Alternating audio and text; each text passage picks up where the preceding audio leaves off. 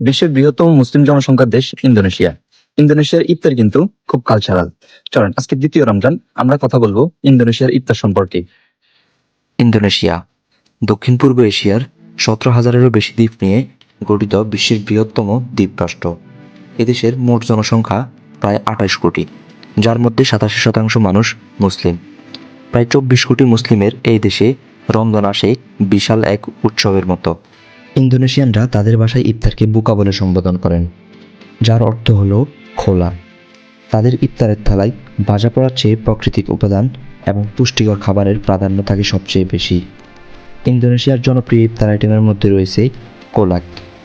এটি মূলত একটি ডিজার্ট, যা সাধারণত তৈরি করা হয় নারিকেলের দুধ, চিনি, কলা, মিষ্টি আলু এবং কাসাবা দিয়ে। সারাদিন রোজা রাখার পর শরীরে শক্তি যোগাতে এই খাবারটি অতুলনীয়।